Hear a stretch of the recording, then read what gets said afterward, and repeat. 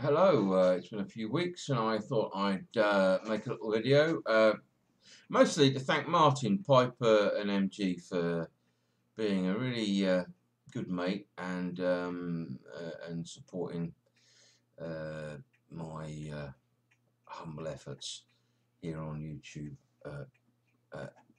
quite vocally. And, little words of encouragement and friendship always. Well, they're always very nice to hear, and they're always an encouragement, as I say, to keep going, keep struggling through, and yeah. So there we go. So thank you, mate. That's much appreciated. Smoking a Astley with some gold block. Now I know what you're thinking. You're thinking, oh, gold block.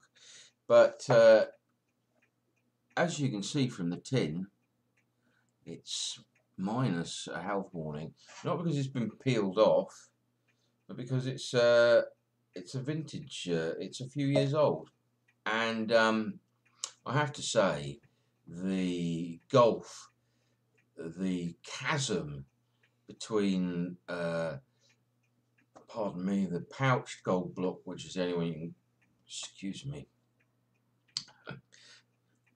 too much tea. Well, the hiccups. Or it could be nicotine. Nicotine can give you the hiccups.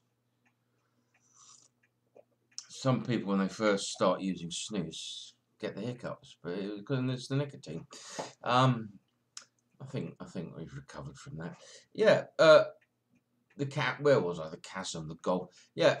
Gold block today is, in my humble opinion, only fit to be blended with some Bruno to make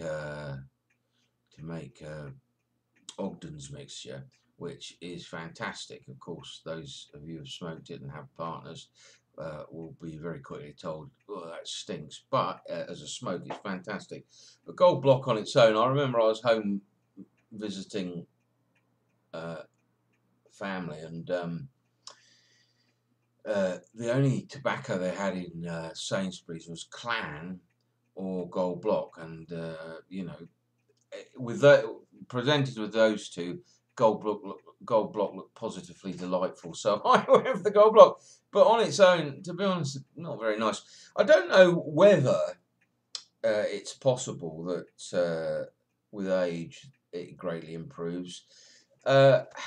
Saying that, many people who were Gold Block smokers now say, ugh, it's horrible. So I'm not sure that that is the case. I think there's been, I did read Bill Lard, my old mate Bill Lard, he made a comment that they've actually changed the constituents of the blend. So more for them really, which is a shame because this absolutely delightful.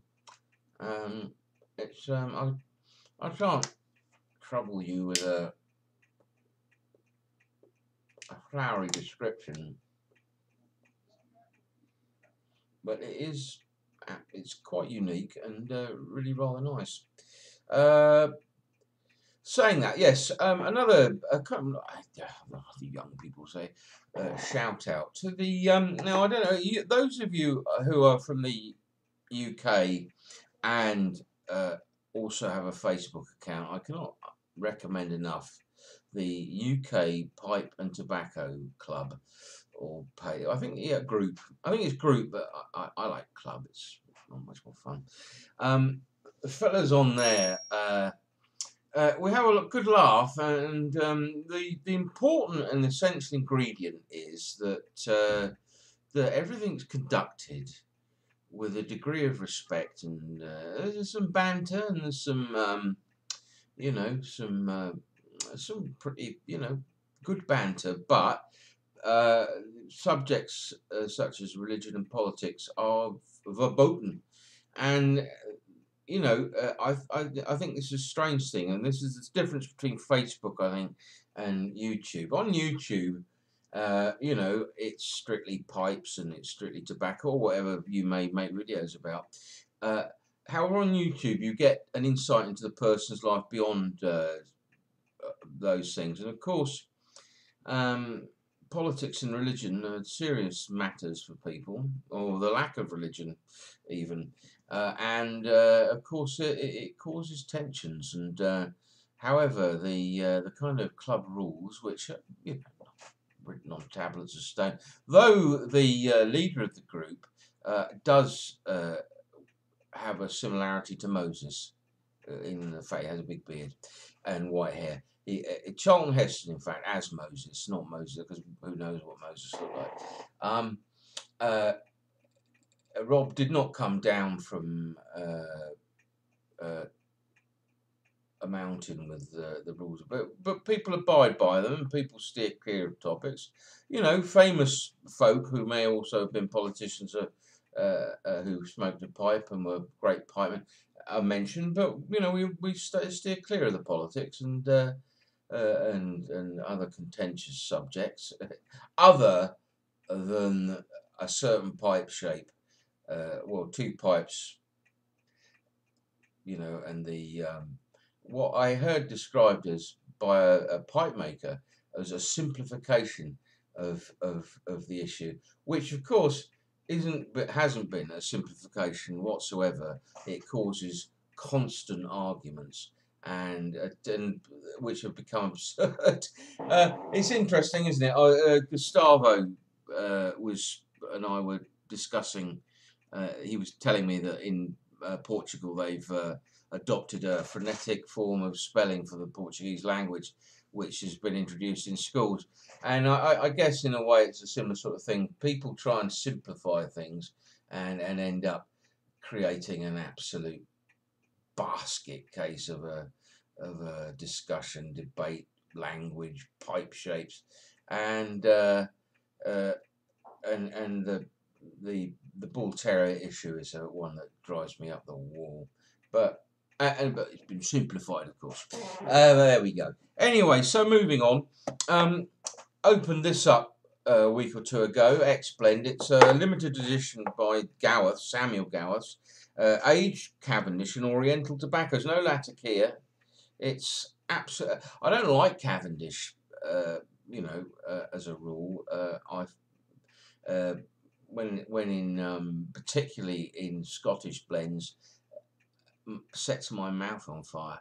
But this, I've had it a few years. Trying to think how many years. Bill would be able to tell me. Several anyway, and it was really rather nice. I like Oriental tobacco without Latakia. There's a nice sort of cinnamon mixture by Robert Lewis, which is a pure Orientals and really very pleasant to smoke. So that was very nice, and again another beautiful gift. That was a gift from Roger, yeah. And then the other one I opened up was McCranny's Red Ribbon, which has been sitting in was a gift from a very good friend as well. It's been sitting in my cupboard. I've been trying to get through the cellar. Just in fact, you couldn't describe what's left as a cellar anymore. I don't think. I'm trying to get through it because you know, it seems, you know, when money's tight, and money is tight, you know, you've got to make well,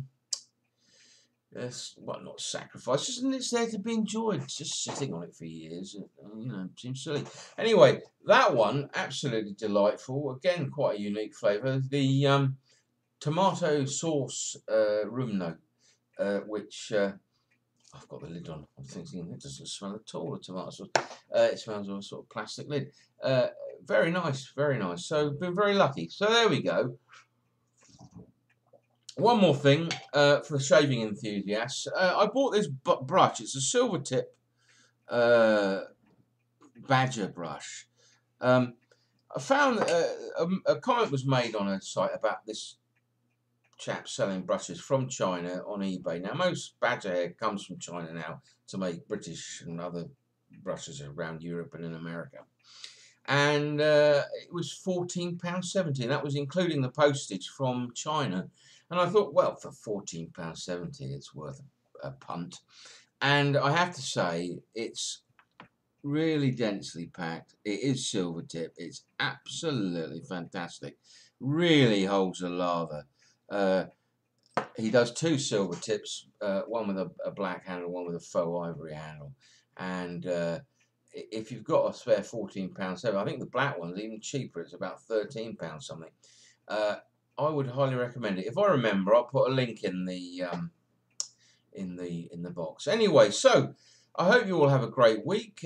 Enjoy your pipes and other forms of snuff and snus and all manner of tobacco that you enjoy. And I look forward to catching up with a few of your videos and whatnot. And yeah, nice to see you all again. Cheers.